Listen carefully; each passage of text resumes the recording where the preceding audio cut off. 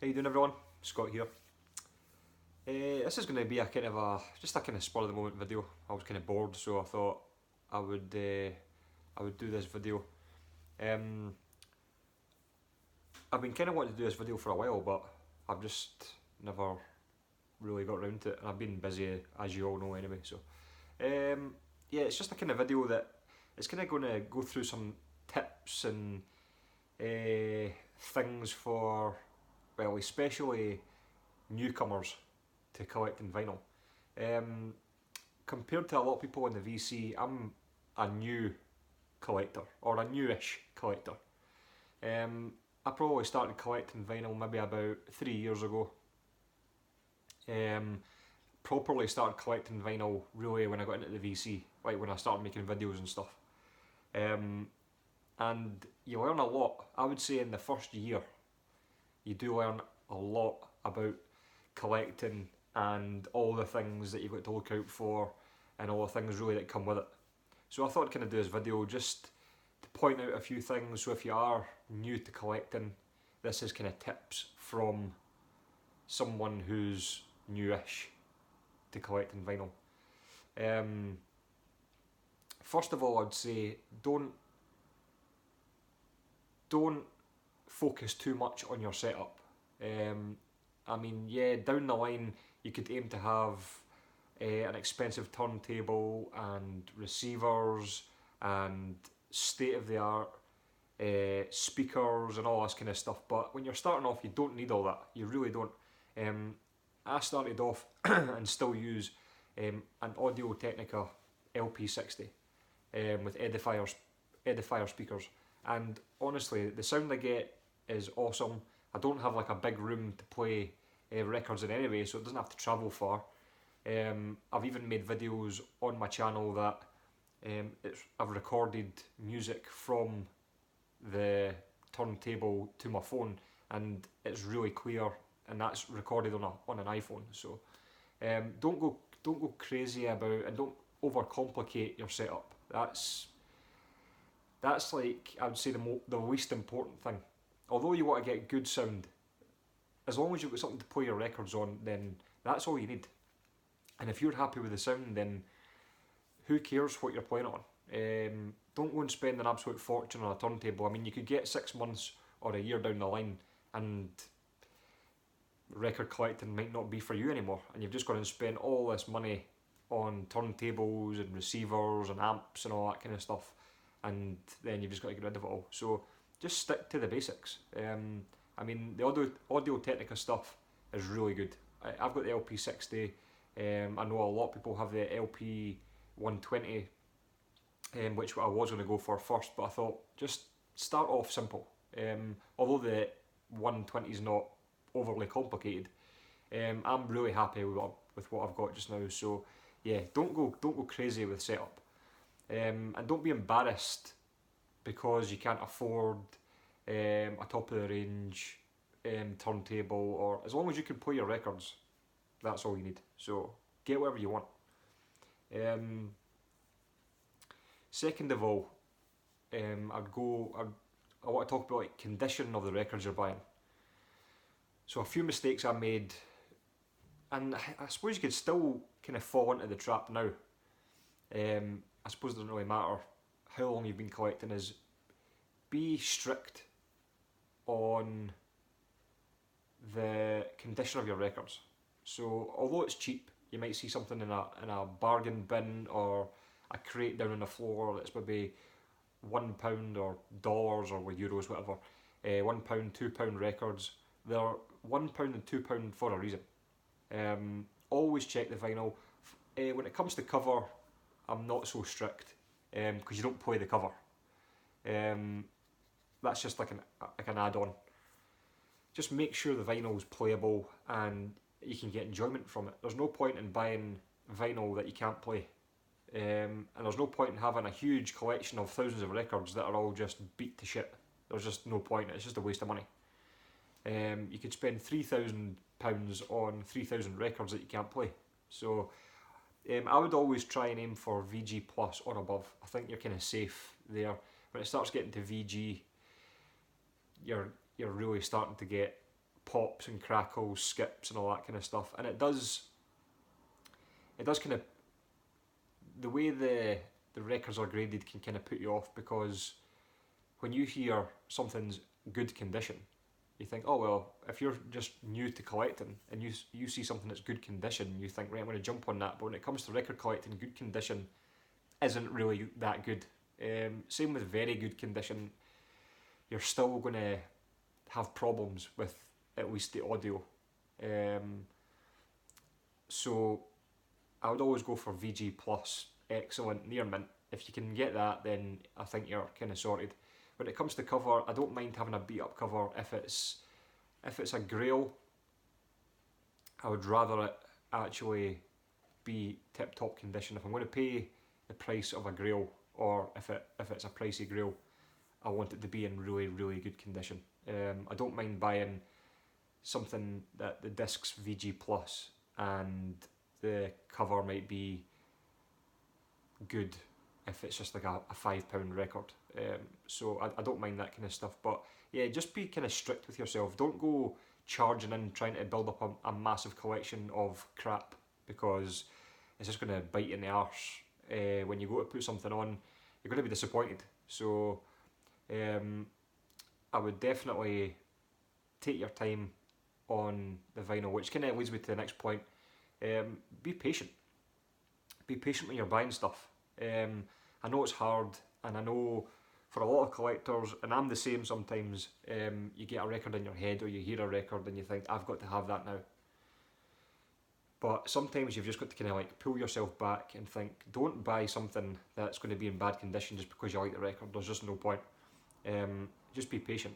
I mean, if you see a record, and the thing is with records these days is, you'll see seller to seller, prices vary massively. It's all really what the seller thinks they're worth, when that's just their opinion of what a record's worth. It's not like you can go off a manual to say this record at VG plus is worth this. They're just kind of going on off their own view of that record. So, for example, I bought a grail, a huge grail. It was Savatage Hall of the Mountain King. It was in excellent condition, and I mean, it's not. There's not a. How am I trying to say this? There's loads to choose from. Even if you go on eBay, you'll find at least 2 or 3 Savatage Hall of the Mountain Kings. It's getting it in a good condition, and people are trying to sell it in bad condition for the same as people are trying to sell it for near mint condition. So basically, to the point, I bought that for, I think I paid, I'm trying to think now, it was always on for between 40 and £60. I think I got it for under £20. I think I got it for like £19, which is like a bit of a fluke.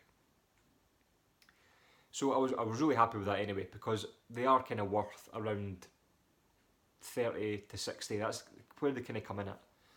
And about 2 weeks later, I get a notification on my phone, Savatage Hall of the Mountain King. It was still, I never took the notification off, so I got another notification to say that it had been put up on eBay again for a £5. Buy it now for a £5. So sometimes you've just got to be patient. What I did do is I bought it and then I sold it for £40 because it was in amazing condition. When I got it, I thought, even if it's just absolutely shagged, I can just I'll just keep it because it's a £5. But it was in amazing condition, and I sold it for £40 within about 5 days of putting it on eBay. So yeah, you've just got to be patient, because there's records that you'll get for a £5 that are worth £40, and there's records that are out there that people are valuing at £40 that are worth a tenner. So just do your research. That's all you've got to do. Just kind of go on Discogs. If you're not familiar with Discogs, get familiar with Discogs, because it's a really good research tool, and it'll give you like your lows, your mediums, and your highs of how records are selling. Yeah, just hold out, If you see a record that you really want and it's £22, just give it 2 weeks and guaranteed you'll see it for under. Because like I said, people are just, they try and get big bucks, but then you'll get sellers that are just fair, and maybe they've got a huge collection, or they've got kind of like online shop that they would rather sell records than get big bucks for certain ones. So that's definitely something to think about when you're buying records. What I would say is, when you're on eBay or when you're out digging in shops, don't be scared to haggle. I mean, they're all like a shop. You've got to treat a record shop like it's like a market stall. There's no set price. They're not buying things in at a certain price from bigger companies. They're just buying in and trying to make a profit. I mean, it's as simple as that. They're not buying in certain albums for, unless they're brand new. They're not buying in albums at a certain set price. So if you see an album for £12 and you think, oh, I'd rather get that under 10, just ask. There's no harm in asking shops like that or if you're buying a bundle of like 5 or 6 to 10, whatever, just say, look, what if I buy all this right now, what can you do for me? You've got to have a go at these things. These are all pre-owned, so you've got to just you've kind of got to play it, and that's what I mean by doing your research, because you'll start to know, especially the certain genres you start to collect, you'll know what albums are selling for what. So if you do see an album that sells for around £10, but you're in a shop and you see it in really good condition for maybe 15, just try and knock them down to 12 or whatever. It's always worth a go. What else? This is kind of like unscripted, so I thought I would just kind of rattle off a few things. What I would say is, if you're buying on eBay, just be careful. Don't get me wrong, there are great sellers on eBay, like really good, but some are not. So if you're buying records on eBay, just make sure you look at their feedback. Don't look at the positive feedback, there's no point. Always go to their negative. If I see negative feedback, that's what I'll read. So if you're buying records off a seller and they've got bad feedback for their grading system, if they've graded something as excellent and it's been absolute crap, then I'd probably stay away, because they don't know how to grade records. If their feedback shows that they don't mail their records properly, stay away as well, because if you're buying a grail, and it's happened to me, I bought Blue Murder.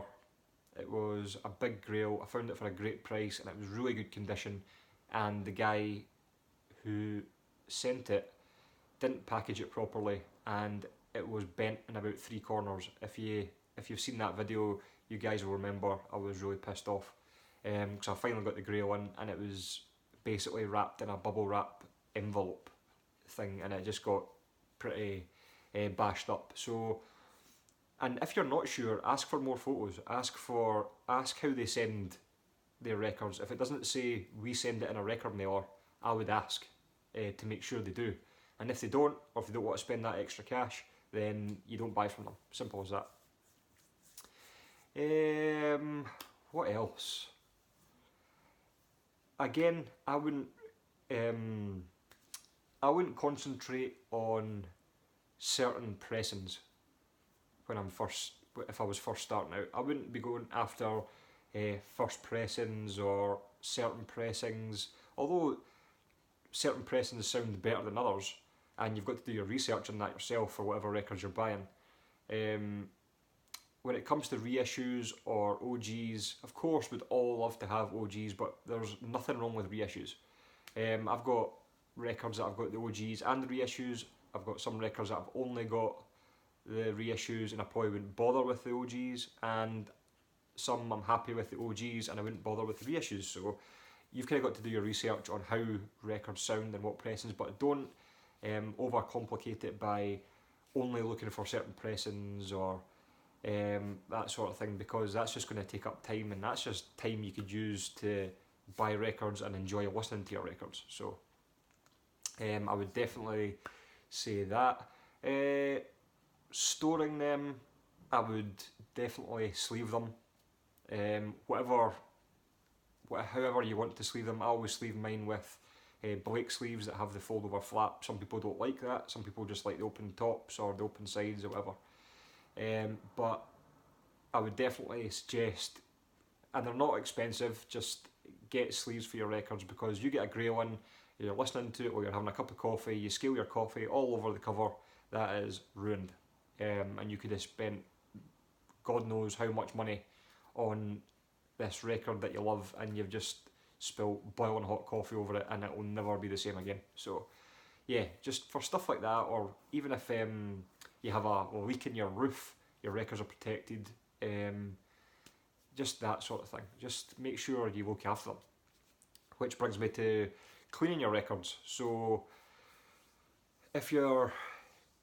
what I do is when I get a record in, I clean it straight away and then put it away, because the last thing you want is you finally got your turntable set up, and you're then going to put a record on it that's got dust or grime on it, and that's all just going to just pull on that needle and not just wreck your record, wreck your needle, and just make it sound like absolute shit. So take the time to look after your records. There's no point in spending all that money on your a vinyl collection that you love just to have it mangled by just a bit of dust that you could have easily cleaned off.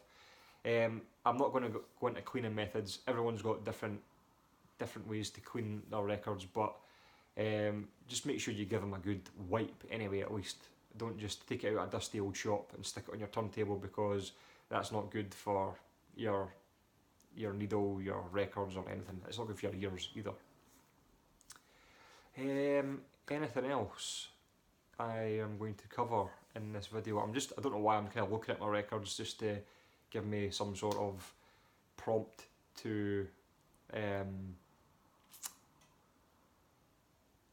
what I would say, and this is a mistake I've made. When you first start your collection, start logging it, because before you know it, you're going to have 1,000 records, and then you've got to log 1,000 records. Just to keep track of what you have. You can do this if you are on Discogs, you can do that in Discogs. You can log all your records, all the catalogue numbers.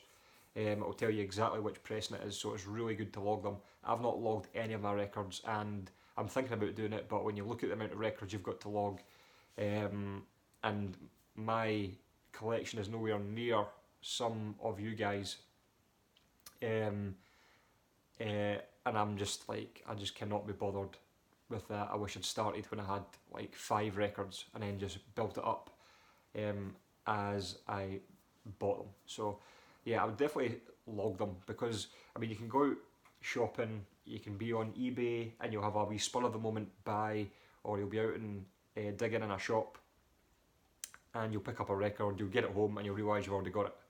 It's happened to me before. It's frustrating, but what can you do? You've got to kind of keep track of what you have, especially if it's records you've not played for ages. You've got to kind of remind yourself of what you've got. So I think that's it. Oh yeah, one more thing. Just enjoy them. I mean, that's probably the best advice. There's no point in having a collection of vinyl that you love if it's just going to stress you out. Especially when it comes to like making VC videos, if you are planning on doing that.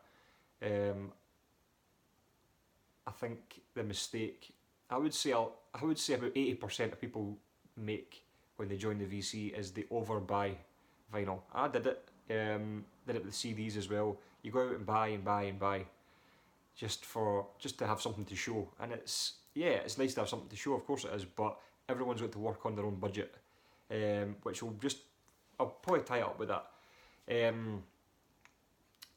Don't spend what you've not got. I'd say most people, when it comes to their vinyl or CDs or whatever they collect, has a kind of budget, maybe a week or a month that they allow themselves to spend. I definitely have a budget because I've not got an unlimited amount of money to go and spend on vinyl. I mean, of course you've got the car to pay for, you've got the mortgage, you've got bills, you want to be at the end of the month and you don't get any food. I mean, yeah, you've got a really nice record, but you need to eat. So just set yourself a budget, especially if you're having a channel and you're showing stuff. Don't go mad. A lot of folk, you get overexcited at the start, but I mean, I like to show a lot of stuff. I might show 8, 9 records at a time, but the thing is, when you do that, your videos get overextended. You don't go into as much detail as you'd like to about a certain record because you're trying to just cram loads of stuff into a certain amount of time. So I think from now on, I'll keep buying what I want to buy, and that suits my budget, but maybe show 4 or 5 records, have the same timed video, but go into just more detail, and I can talk a wee bit more about what it sounds like, or who's in the band, or the history of the band, and all that kind of stuff. So, so they're just kind of like wee tips that and mistakes you can make when you're new to collecting vinyl. So, I'll leave it at that. I'll wrap it up there. So, if you've got any tips, leave some down below for other people to read if they are watching this video, and hopefully this was helpful. From a newish collector to a new collector, and I'll see you guys in the next video. Cheers.